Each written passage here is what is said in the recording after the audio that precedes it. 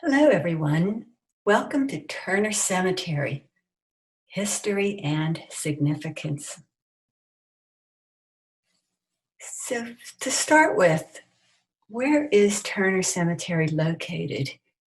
It's at 3424 Beechwood Boulevard near the busy intersection with Browns Hill Road. So you can see Squirrel Hill South and Greenfield. So here's Turner Cemetery. I'm going to be showing an 1851 map later in this presentation. And this is the area of the map that I'm going to be showing you. Short digression. Squirrel Hill is a hill surrounded by valleys. At first, the whole hill was called Squirrel Hill, and people were said to live on it, not in it. We have newspaper articles even as late as 1920 that say people lived on Squirrel Hill. Squirrel Hill was part of Pitt Township until 1833, and then it became part of Peebles Township. And the border ran up through Junction Hollow between about where Carnegie Mellon is over here and Oakland over here. The city annexed Peebles Township in 1868. Squirrel Hill became part of the 22nd Ward and Greenfield part of the 23rd Ward. The ward numbering was changed in 1911 to the 14th and 15th wards, which it is today. In the 1980s, the city divided the wards into neighborhoods. So today, other neighborhoods share the hill with Squirrel Hill. So you see Point Breeze, Squirrel Hill North, Squirrel Hill South, Greenfield, Hazelwood, and Glen Hazel. Turner Cemetery is right here in Greenfield, right along the border with Squirrel Hill. Half-acre Turner Cemetery is located on the busy stretch of Beechwood Boulevard between Browns Hill Road and Lilac Street. And if you come up from the Homestead Grays Bridge, up Browns Hill Road, you come to that really big intersection and wait in traffic there. You can go to the next block and you'll see Turner Cemetery there. This was Mary S. Brown Ames Memorial United Methodist Church, which has since been demolished. If you continue down the road, you'll see this bright red fence. And I've had people say, I've traveled this stretch of the road many times and I've never noticed the cemetery, but there it is behind the fence. And here it is. You can see it's between Beechwood Boulevard and Saline Street with Federal Hill along its northern edge. Murray Avenue is over here and Ludwig over here. Until the early 1900s, most of Squirrel Hill was rural, with farms and large country estates. This is paving a 9-mile run, 1907. Probably maybe the original alignment of forward and commercial. Black squares on the 1851 map show houses. Only the houses circled in red still exist. Very few buildings and Turner Cemetery remain from the early days of Pittsburgh. Down here's the Woods Stone House, which is in Hazelwood. That the Woods family, the earliest Woods laid out downtown Pittsburgh, and they had an estate in Hazelwood. That stone house is slated to become a Scottish tavern, so it's in progress. Up here you have the Martin Log Cabin and the Neal Log House in Shanley Park. These two log houses were built by Ambrose Newton around 1769. The Neal House was the site of an Indian attack, and I mentioned that because I'm going to be talking about Native Americans in Squirrel Hill a little bit further in this presentation. But about the Neal Log House, we were contacted by the National Park Service. They have a project now to connect different sites along the precursor to the Lewis and Clark Trail, where Lewis might have traveled on his way from Pittsburgh, well, to Pittsburgh first, and then from Pittsburgh down to meet Clark in St. Louis. So the Neal Log House possibly is part of that journey. So it will be featured on in this project. And we have more information about it in our October and it will be in our November Squirrel Hill Historical Society newsletter. And we'll also have a link to it on our website. In 1914, the Allegheny County Department of Internal Affairs published an atlas constructed from the records on file of the earliest land ownership deeds of the county. This is the map of Pittsburgh from that atlas. The atlas can be found on the Historic Pittsburgh website, historicpittsburgh.org, and it has atlas maps of different townships in Allegheny County, and this is the map of Pittsburgh. I'm going to show you, that's a lot of writing, so I'm going to show you just this part simplified.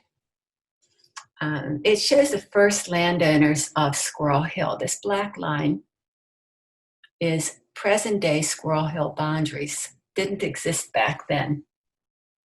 Many of these first settlers came to the hill and blazed claims with axes and began clearing the land for farming.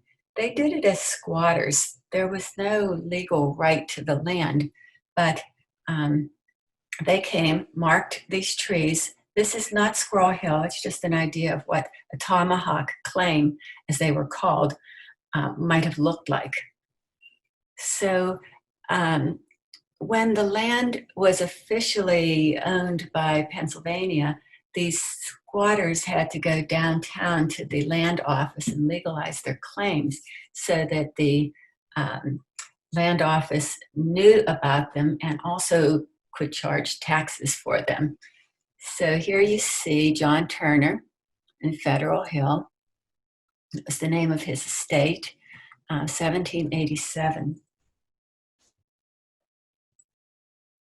Only a few surnames of early settlers, those are the ones circled in purple, appear on burial lists of Turner Cemetery.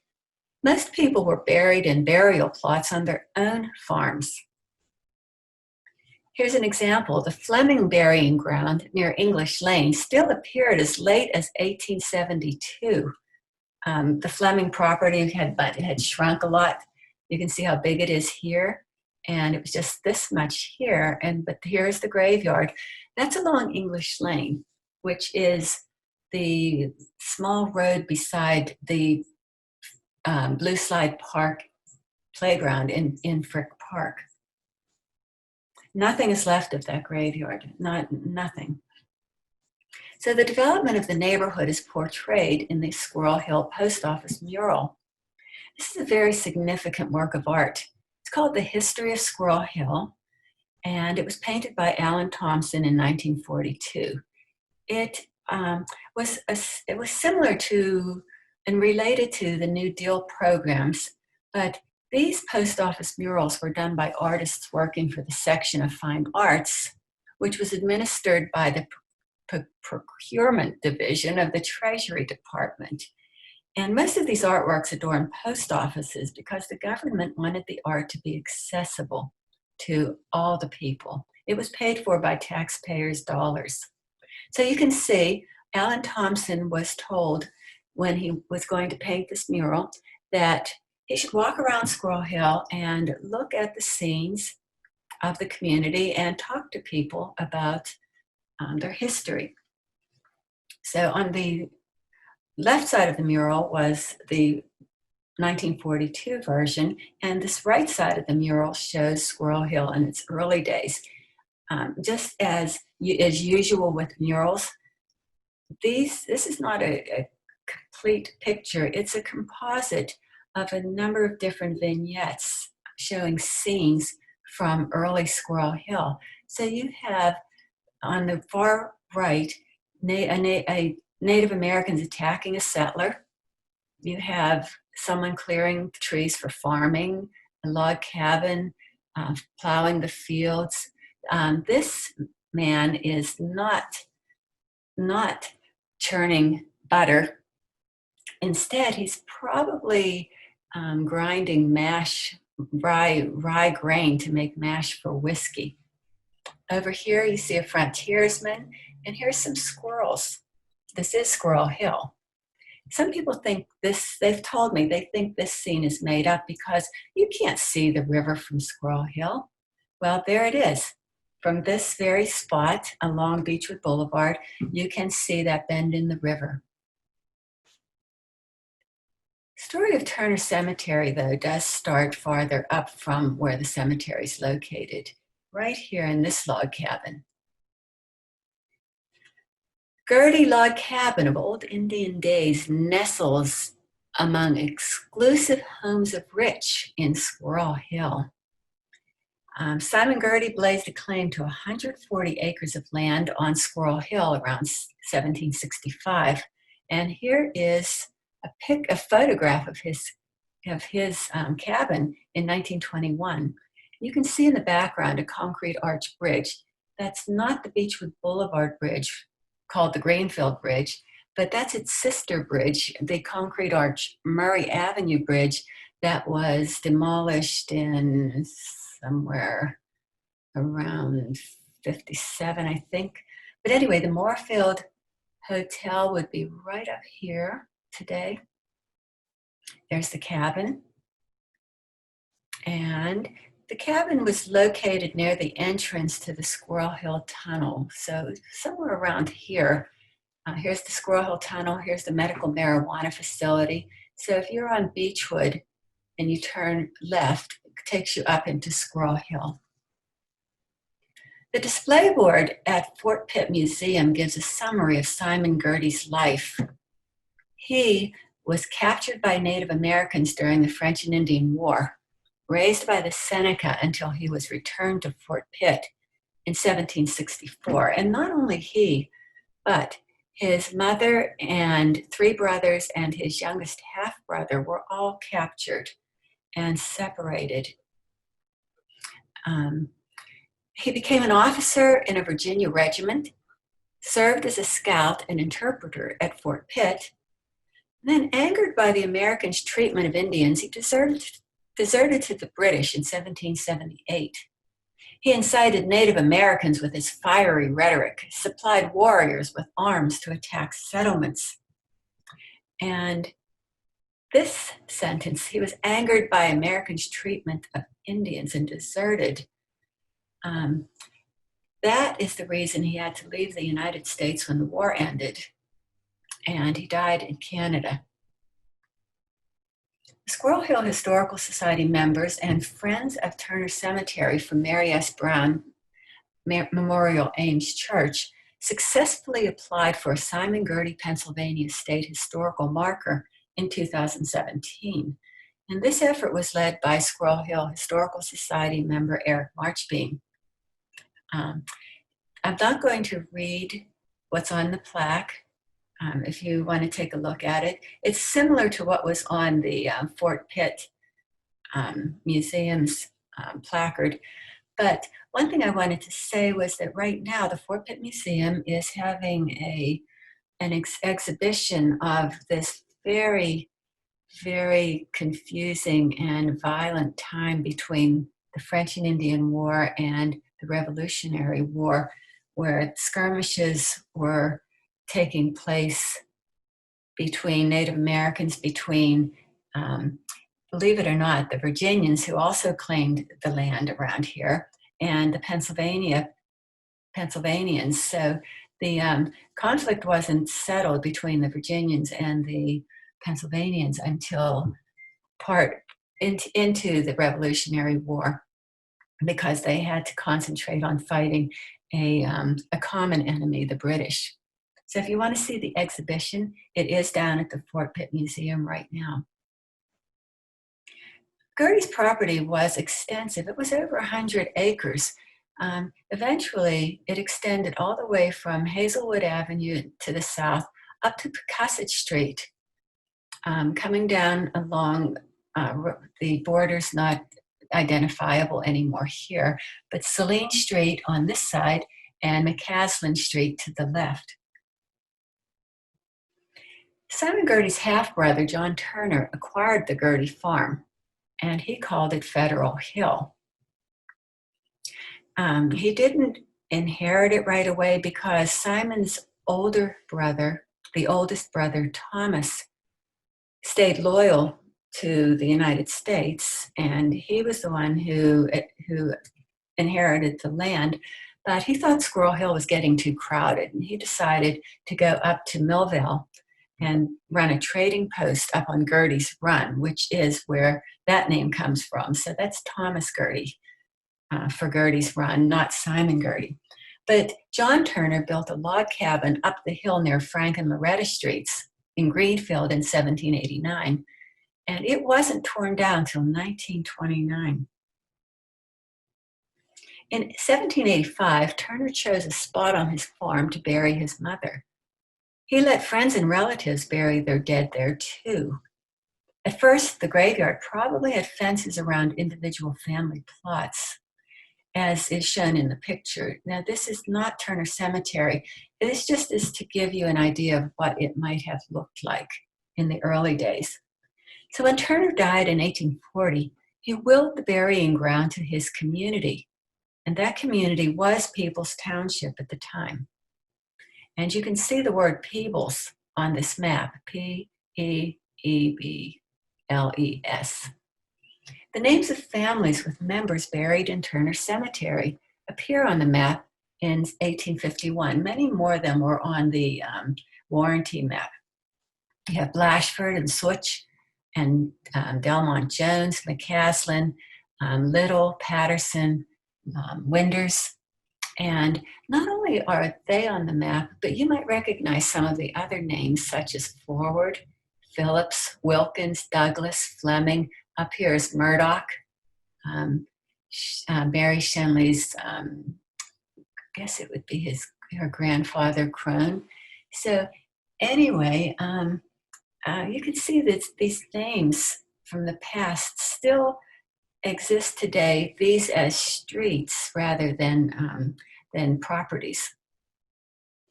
Since the burial ground was on Turner's farm, it bears his name. He also donated the land next to it for a church, but the church didn't own the cemetery. This first church was built in 1843, 3 years after Turner's death.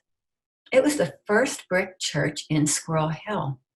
It's built along Saline Street.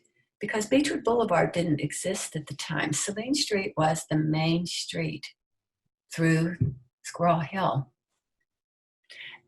People coming along the northern side of the Monongahela riverbank, or crossing the river to get to Pittsburgh, would have come to 9 Mile Run Valley right here and found a shortcut up Saline Street and down into 4 Mile Run Valley, or they would have come up Saline and gone up Shady to East Liberty, which was another early settlement. This Saline Street might have started out as an Indian trail. Native Americans didn't have permanent settlements on the hill. They just would have used it as a seasonal hunting ground. You can see that Saline Street is now a bit chopped up. The blue areas don't exist anymore.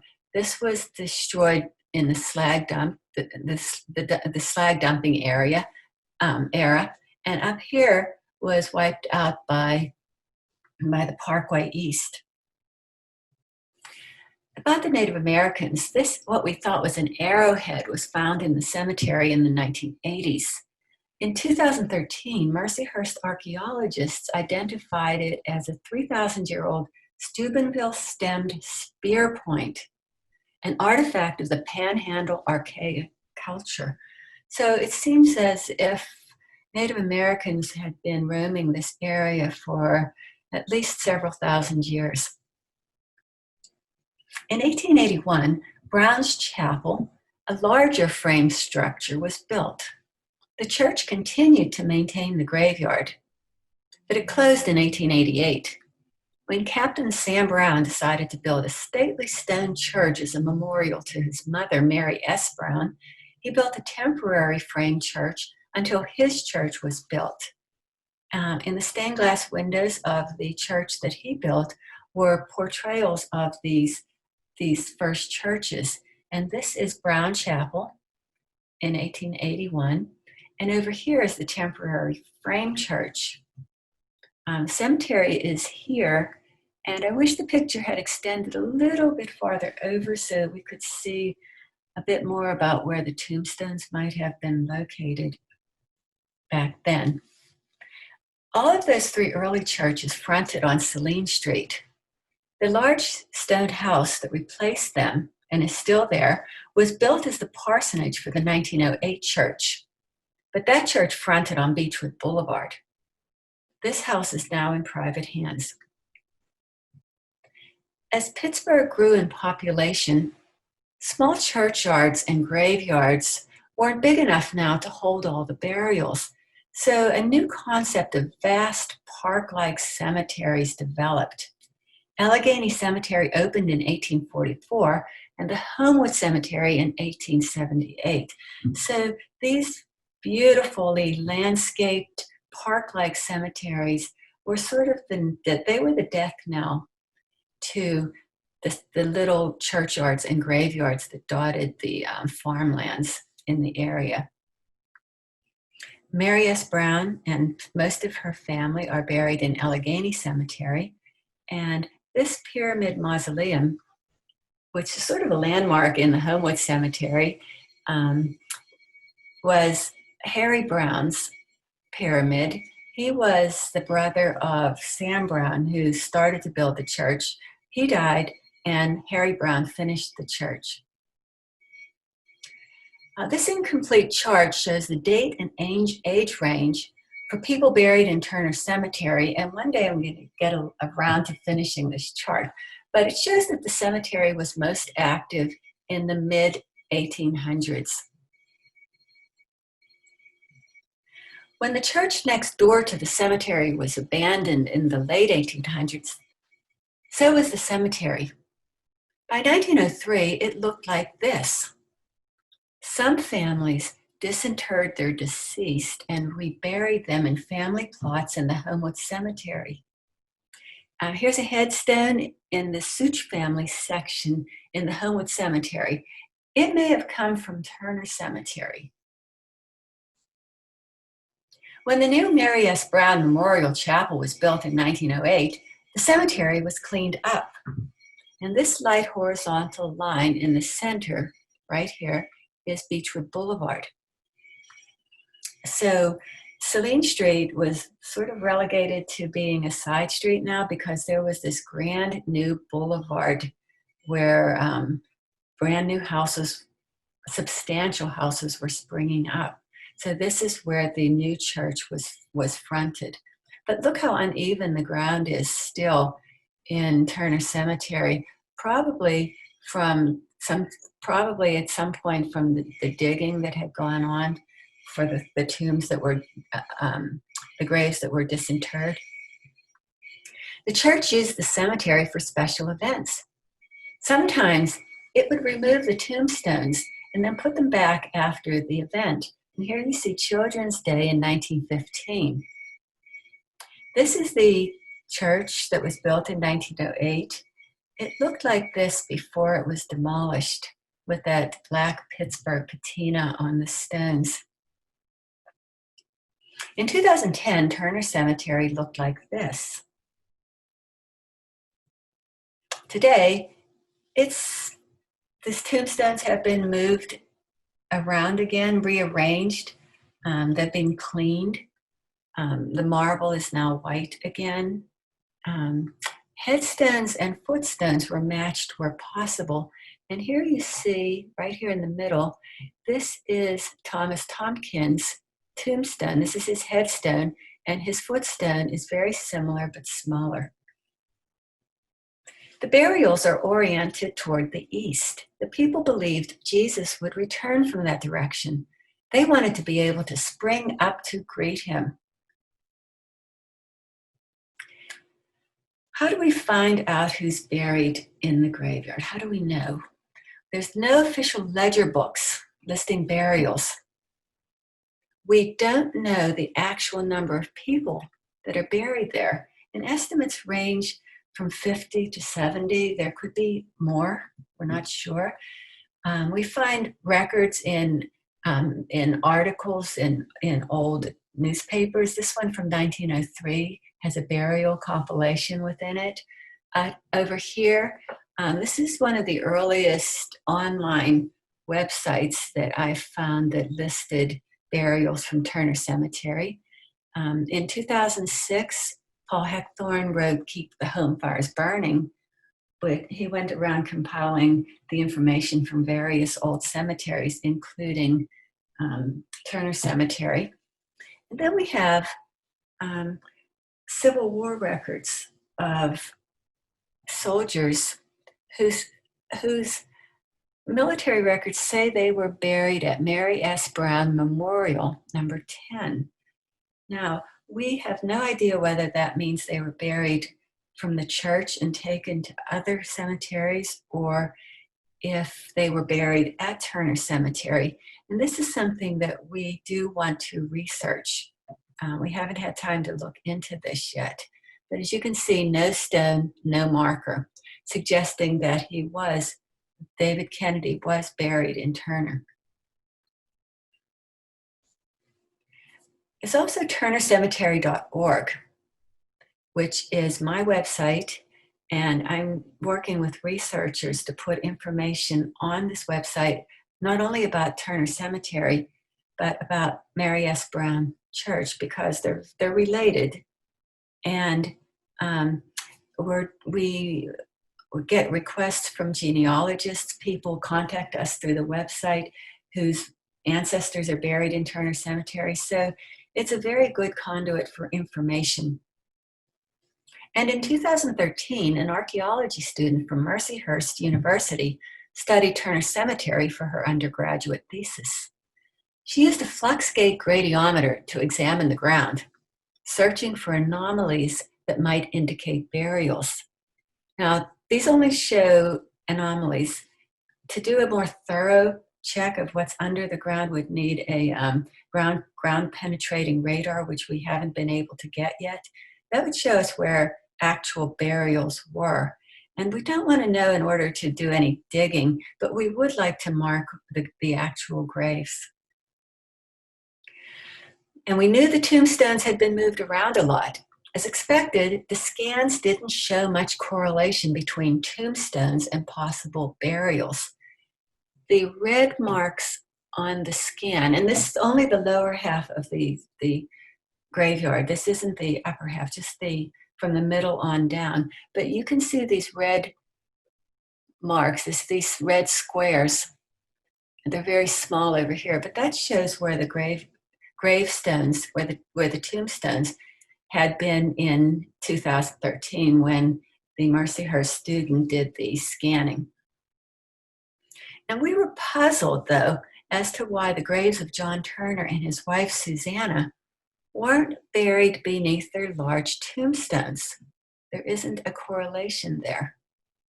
Close, but what we discovered was Turner and his wife Susanna, here they are buried under these what are called ledger tombstones. They're 3 by 6 foot sandstone tombstones, very massive. So why would they be moved? And what we discovered was that these ledger tombstones were often put on pedestals. And if these pedestals eroded and weakened and collapsed, the tombstones might have fallen sideways. And being very large, instead of being picked up and moved back to where this was located, they might have just been put in place where they lay.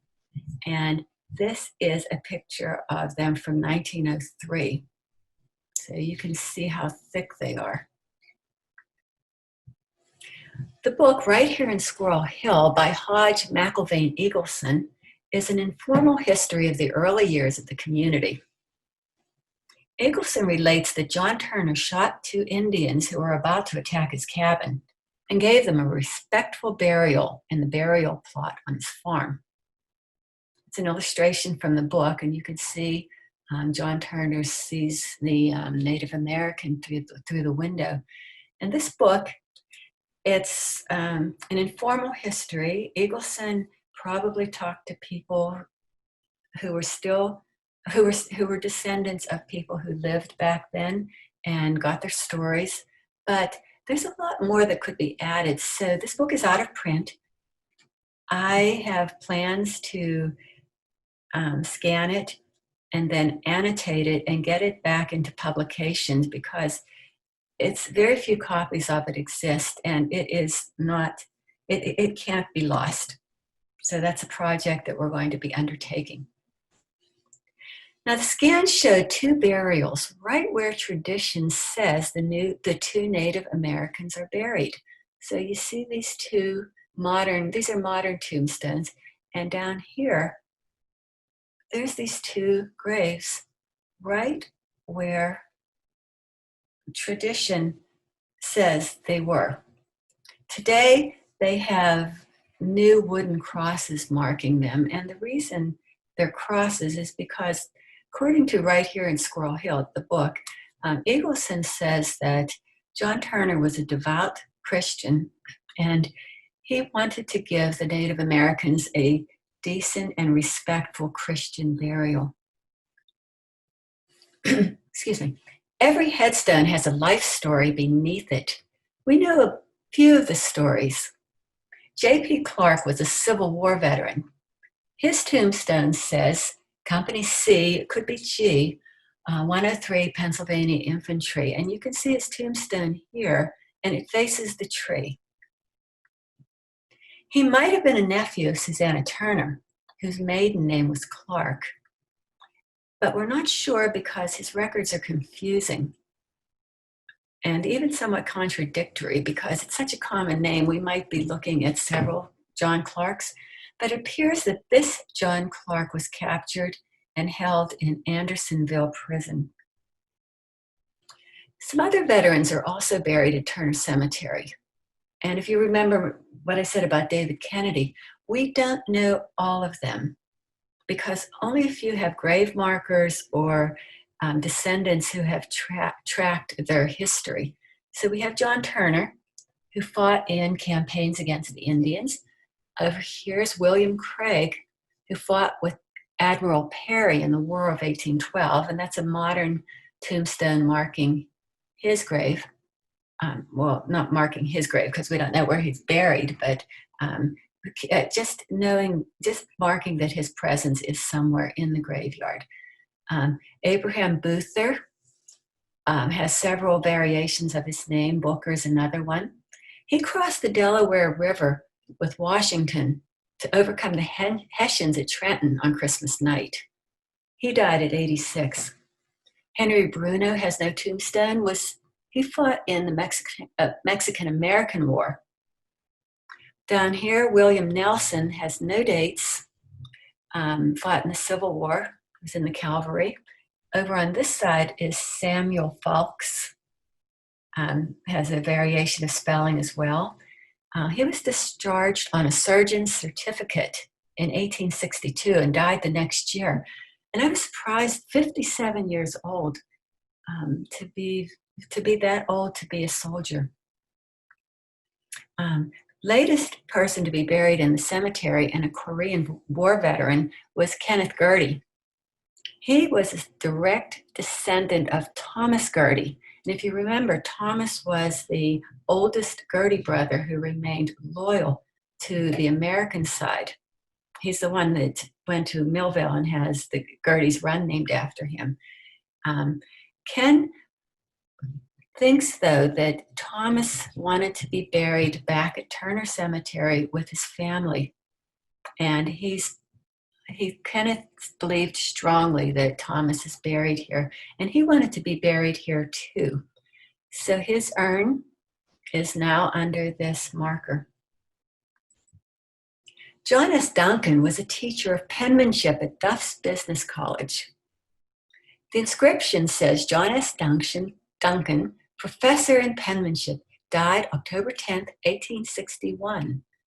This monument is erected by his pupils, a memorial of their esteem for him as a preceptor, as a citizen, and as a Christian friend. This inscription right here, you can see the different colors of the tombstone. It was buried by the natural buildup of ground in the cemetery over the passage of time.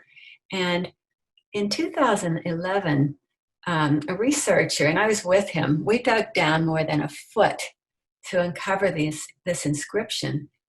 And the researcher also found the footer for the tombstone. So now it's completely above ground. This large marble headstone intrigues us. Most children weren't given stone tombstones, let alone a 2-foot-high marble one. We seem to have the inscription deciphered as maybe Henry Hoffman, son of Henry and Margaret, died April 27, 1848, aged 5 months. Our babe was loaned us for a day, and for a day he stayed. Then on his pinions fled, for why his Savior bid. A researcher has discovered that this poem was taken from an elegy that first appeared in a book in 1839. And another thing to notice about this tombstone, look at the many different fonts. You have italic, you have all caps. In the days of these tombstone carvers, they had access to books that showed different fonts, as we have on our computer today. And they would use many fonts on these tombstones.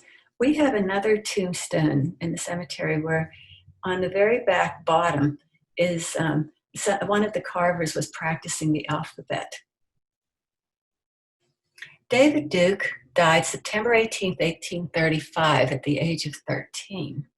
That's all we had known about him until the researcher who had found the elegy poem also found this, seems like a letter to the editor in a newspaper that says, and the newspaper's from 1835, when the year David Duke died, and it relates, this letter relates that the 2 children of George Duke stole a farm laborer's bottle of whiskey while he was at dinner and drank it.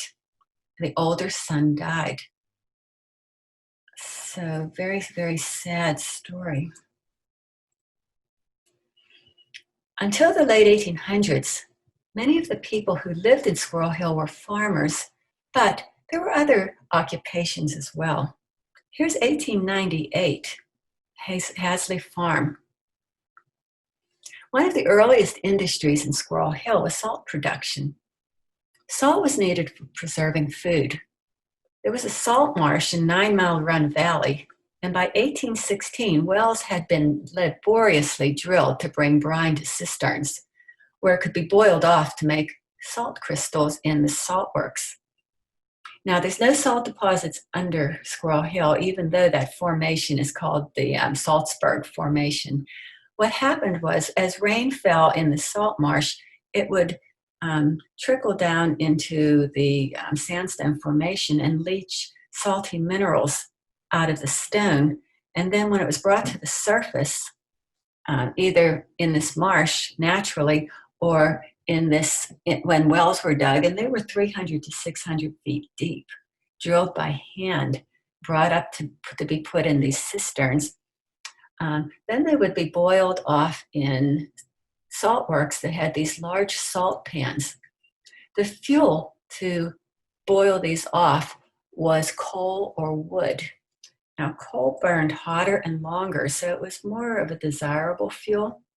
However, the coal that was mined extensively in Squirrel Hill South and Greenfield was soft. It was bituminous. It gave off a lot of greasy black smoke, so that made it unsuitable for heating homes. But it was suitable for boiling off brine to make salt crystals.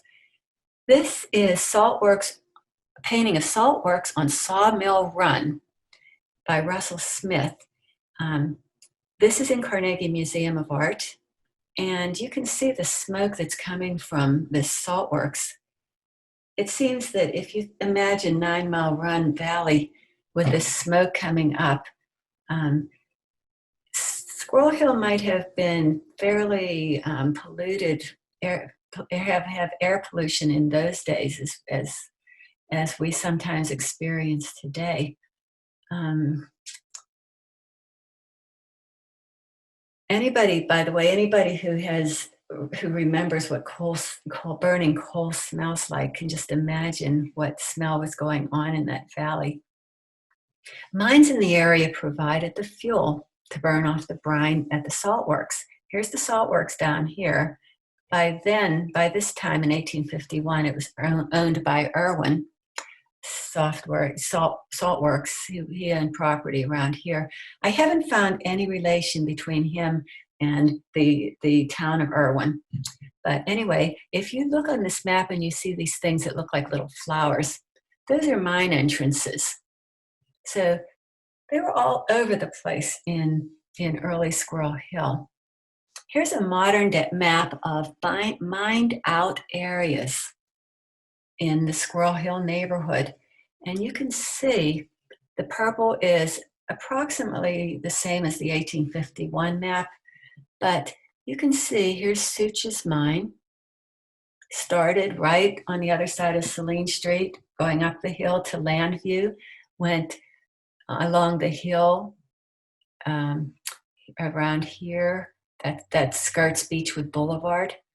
There was another mine up where Community Day School is.